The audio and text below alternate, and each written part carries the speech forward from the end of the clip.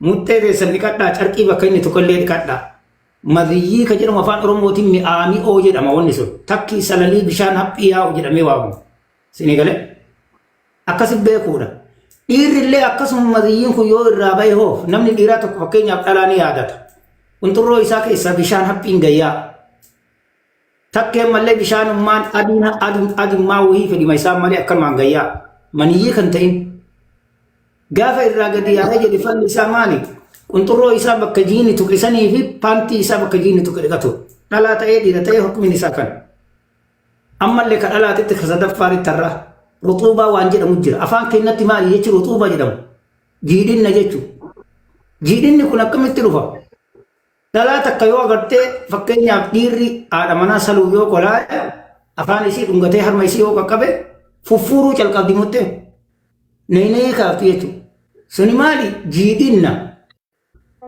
سنجرو صلاة آتي ندكتي جيني سني asli nisa mal rai maniyirra dufa maniyye garte ka boda wani chaboda rufusan irra dufa male madhi keessatti ni reegamu ko kana mali mutte isi kan digatte bakka jiidhu male sun najisa miti rutuba woni jiru sun najisa miti sinigale isa immoo yoo dhiirra garte dhungute abbaan mana oliga isi qaqqabee maal jedhe irraaya mali haga salamtu dhala naman fufurti yoo harma isi qabanii oliga daddaaniiti mamaraachanii hedhani mutteen isi dafqu calqabti دفق الرابع سوني نجسة متسون مذيين نجسة ماله رطوبة ونجرم نجسة مت فلسي مالي دكتة توما بكسم كتير جيرين نسان دكتة إجازة نيمبو تو أبتسم رتاتي سالاتي أول كنتي سالا إيرانجي كيف هم أكنت تلا مالا كأم ملك ما ديراتي تديبنا مذييني حكمي نساء حكمي تلا إيران لدو بدر درات مذيي خجر مجرم ماله مذيي خجر مسلم مالي دا isparmi yo dirri fincaye jedhe yo ati fincoofte adi yabbuu ta'ee fincaan keetiin booda kunturroo afaan kunturroo keetii keessaa baya inni dhiqatte sanillee kunturroo makee dhiqatte gaccuuffite carqii kee gartee wanni si tuqee illee dhiqatte salaatta malee hin dhiqattu akka maniyyii san hin dhiqattu miti maniyyii miti kunillee madiyyi jedhama hukumii madiyyii sun maalidha akka yoo si tuqe carqii san dhiqatta kunturroo keellee harkifteeti malaa fincaan booda si keessaa boosan harkiftee bishaan itti naqxee dhiqatta jechuudha. Qaama kee dhiqatuun dirqama qaama dhiqatuun kan dirqama ta'e maalidha?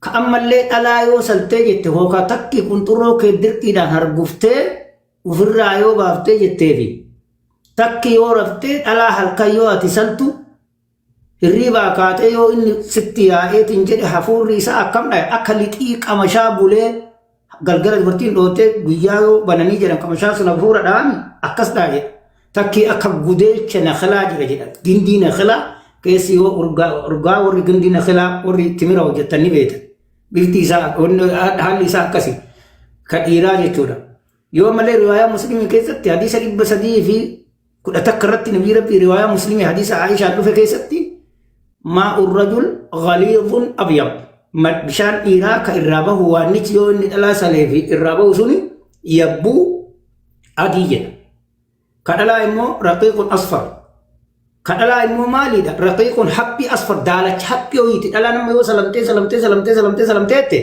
fedhii dhalaa kun akka dhiiraa takkaan irraan bahu boleeyyan waa beekaa gowwaan ta'ina takkaan irraan bahu laal adada rukutamtee jettuun irraa yaa'aa deema xiqqaatee irrumaa irraa yaa'aa hin yaa'a ka isaanii ni yaa'a ka keennaa ni darbamu ka keennaa marrama takka darbamee baanurra ka dhalaa hoo adada isiin rigamtee tun irraa yaa'aa deema garuu adada godhamtee tun irraa yaa'ee boodarratti daalachi haphii wayii irraa bayala gaafa daalachi haphii silisanamaa irraa baye dhungoo keelleen feetu kunturroo keelleen feetu harkaa keelleen feetu kalaat irraa baye raka akkasitti hubadha dhalaa fedhiin isii irraa bahuun bifa lamaan beekama tokko fakkeenyaaf dhalaan gariin bishaan isii yoo irraa bahuun beetu hojjettee salmi kee itti ol fuudhamee yoo jedhe yoo agartee salamtee quuftee yoo ati dhungattullee akkana sirraa didde yoo ammallee agartee ofirraa si darbiteetiin nagahettee quufteette salamtee fedhiin irraa bahee jechaa mul'iseedha kanaan beetaa jedha kitaaba lammata immoo yoo ati nama araadaa taate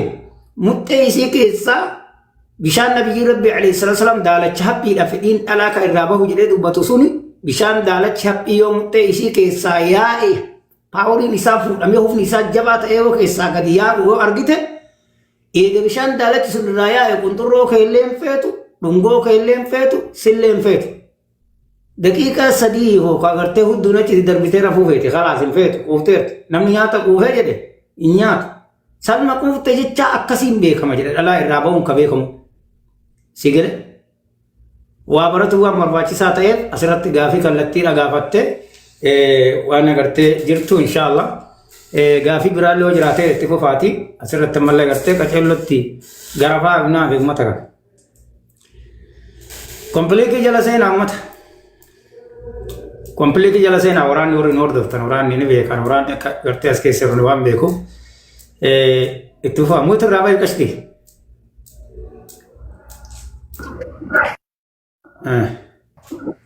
شيخ غافين تيجا gize gaafi nagaa bate sheekha gize dhiiraa wajjinaa soo mutteen biyya akramana jiitiyatti sun tajiitu sun primeera madiyyi waan jedhamu madiyyi jechuun bishaan salalii haphii akka gorora daa'imaa irraa ba'usanii falli isii muttee isii dhiqattee ila falli isii maaliidha falli isii ila falli isii maali beektaa qaama isii kasaalaa dhiqattee eega dhiqatteetiin jettee bakka paantii isii jiini tuqesan illee dhiqattee eega dhiqatteetiin jettee bobbaattee salaatti qaama guutuun dhiqatte maaliif inni madiyyi ka jedhamu suni yoo dhiiraan haasofte irraa yaa'aa jedha fakkeenyaaf dhiirarrallee ni yaa'a dhiirri tokko amma dhalaa yoo haasaye dhalaasa yoo jaalate bishaan isarraa bahu akka gorora daa'ima ijoollee baatii 2-3 tawaanyaatiin walitti dhaabateetiin irraa bahaa jedha gaafa kun irraa baheetiin jedhe hoo paantii isaa dhiqatee qaama isaa bakkee inni tuqee qaamni irraa yaa'ee dhiqate san qaama isaa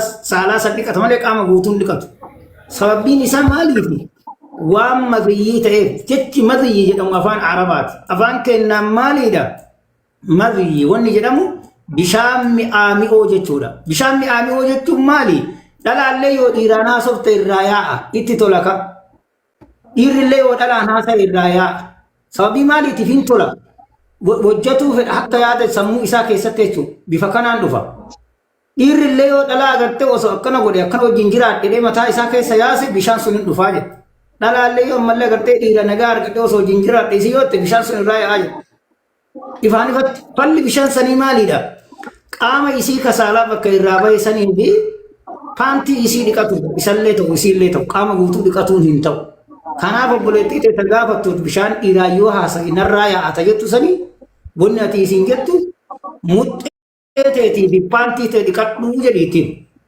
tiigale akkas jedhiitiin kallattiidhaan jechuudha ifaan ifatti laalaan yoo isiin deebitee si gaafatte qaama guutuun dhiqattiniiti qaama kee kasaalaa bakka bishaan sun bahee fi paantii ta'e qofa dhiqadhu malee qaama guutuun dhiqatin jettaa akkasii himiif yoo waan immoo kun irraa bootaate akkas fallee ati gaafattee itti kana gaaf baay'ee bishaan kun tokko gizee qabbuu ni ajaa'iba maaliif akkas ni ajaa'iba bishaantiin akkuma baay'ee dhageeffadhu qaba yoo gaafatte dhageeffadhu fakkeenyaaf shamara takka bishaan isirraa bahu hafuura dhawa sababni isaa maaliif jennaan akkuma dhiirrillee ka dhibeedhaan faalamee jiru dhalaalleen ta dhibeef faalamte jirti fakkeenyaaf jechuudha qaamni namaa keessaa yoo nagaa hin qabaatiin bishaan irraa yaa'u suni qaama saalaatiin yoo fayyaa hin qabaatiin hafuurri sanii jijjiirama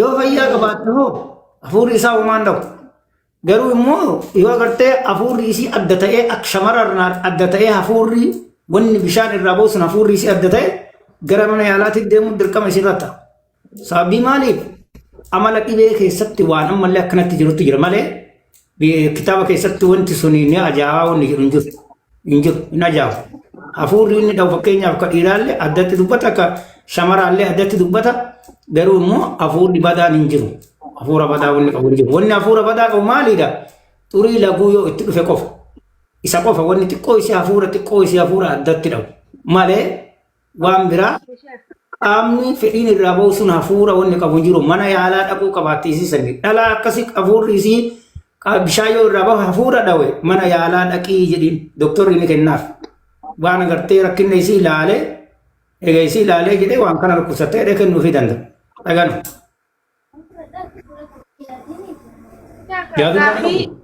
Sheekha gizee mutee si arraab diyoon kan mutee ta'e keessa san dhumite rakkoo qaba gizee mutee Ela kana durallee dubbadhee jira.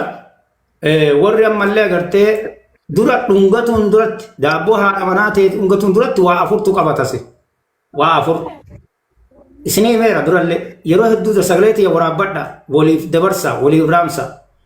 Fakkeenyaaf haadha manaa ta'e dhugaadhaan ammallee ni kan irraa qabdu isii daabboo isii dhungatuu feete waa afur dalaguu qabata qulqullina keessatti waa afur. Sagalee kiyya waraabbadhaa warri ijaan argitanillee quba kiyya arfan kana ija keessanii taslaalaa bana. Tokko mana fincaanii dhaquudha. Haajaa kee xuraa fincaan dhuufuu garaa kee keessaa duwwaa godhu. Kun isa tokko. Sababni isaa maaliif jennaan yoo dhuufuun garasi hafe namni tokko tokko ka jaartii hojjetu dhuufu jira. Sababii maaliitiif dhalaa yoo isii hojjettee dhuuftee argaa keessin feetu. Jireenya guutuu ispaartii goota jechuudha. Ispaartii guutuu jireenya guutuu balleessita. Wanni agartee kitaabni kana ajajuuf. Tokko mana fincaanii dhattee xuraa dhuufuu fincaan garaa kee keessaa duwwaa godhuu qabaata. Maaliif jennaan ispaartii ta'ee jira fincaaniif dhuufuu udaan illee hojiin ala ta'ee jira eega nyaatteerte. Sirraa ba'uu qabaata. Kun isa tokko. Hubadha. Lammata immoo eega garaa keessaa dhuufuu fi xuraawaa fi fincaan si dhumeetiin booda nyaata normaalii nyaatte san qofa garaa si jira. Maatii yoo hojjettu dhudhuuftu jechuudha. Yoo dhudhuufini maaliidha? Nagaa tarta dhalaallee ni gammaddi ati dhuuftu gindilisiin nagaa qaba atillee nagaa qabda isiillee nagaa qabda. Kana beekuuf turate dirqama. Lammata immoo eega gartee xuraan fi fincaan sirraa bahee bakka xuraan sirraa bahe san saantii lama yookaan saantii sadi quba kiyya kana argita. Quba kiyya kana argite ila quba kana argitanii quba kan kottee kan argitanii feestaala itti martee yookaan uffata gaawwantii ammallee agartee harkaa itti martee quba kee kana qaawwa hudduu saantii lama itti nattee akkana irbitee dhuguu qabaata hudduu ta'e. Sababbiin isaa maaliifi? Udaan xiqqoo jettee achi keessatti abusun yoo maatii kee gooteetiin jette hudduun ta'e yoo fuurte akka cimmaa qizeetitti cidhaan keetii gayyaatee qunxurroo keetii yaatee gadaamisa isiitti ispaarmii wajjin udaan kee naqaa harta yaartite. Siigalee wanni qulqullinni barbaachisuuf udaan ati xiqqoo jette tasaantii afur saantima lama afaan qaawwa hudduu ta'eetii gubbaa jirtu suni yoo ati hudduu ta'e quba itti nattee akkana qorqortee dhiqatini fuuraa ta'eetiin qidhaan keetii gayyaa'ee qidhaan kee gara qunxurrooti gad dabarsee qunxurroo mataan qunxurroo gadaamisa isiitti udaanii fincaa wajjin dabarsa. Ispaarmii udaanii dhawame ilma dhalchitee ijoolleen kanaaf akkana mataa jabaatti. Isin eegalee? Kana beekuun barbaachisaa. Lama kana ammallee gaafa gartee hudduu akka qorqortee akka qubattee tana itti naqxee feestaala martee itti naqxee akka irbitee dhiqxee bishaaniin qulqulleessitee gama qaama kee kasaala akka bashar maamilitti qunxurroo kee jechuudha. Akka anaati dhimma kiyyaa miti. Qinqaa isin ooftan hin beeku. Akka keessanitti akka safuu Oromoo keessaniitti qaama saalaa ka dhiiraa jechuudha. Akka jecha basharitti qunxurroo jechuudha. Qidhaan isaa ila tokkoffaa qidhaan isaa dhiquu qabaatta. Qidhaan qunxurroo keetii dhiquu qabaatta. Dugda isaa dhiquu qabaatta. Kinoo dugdi isaa kana kinoo. Dugda isaa dhiquu qabaatta.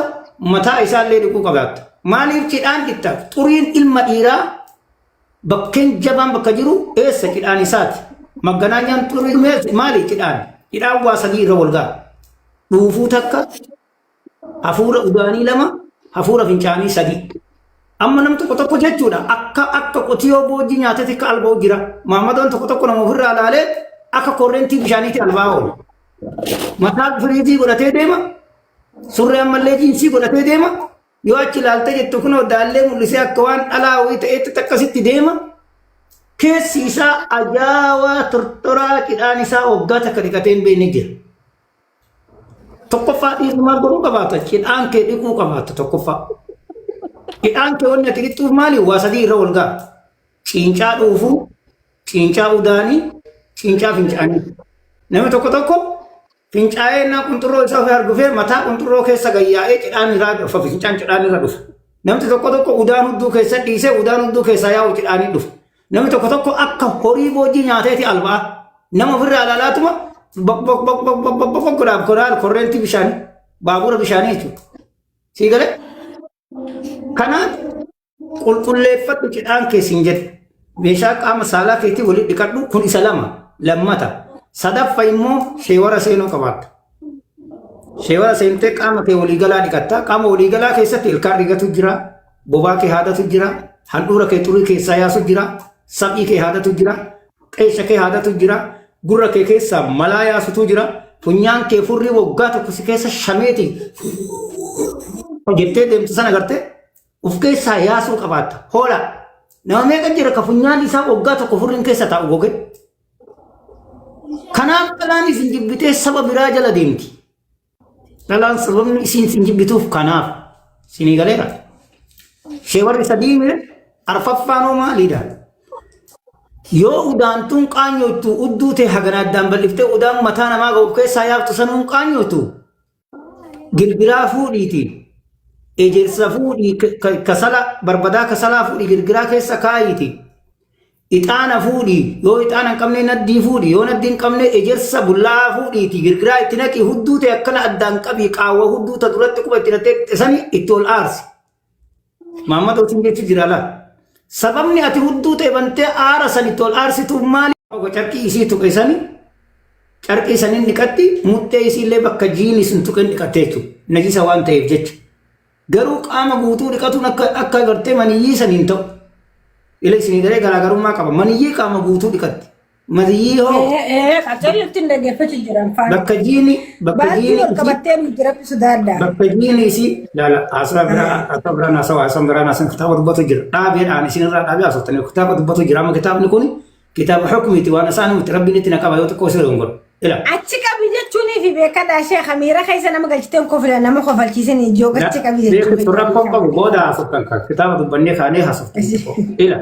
Kana keessatti maalidha? Qaama keessan yoo dhiira yaadattanii isinirraa yaa'e dhiqadhaati ila.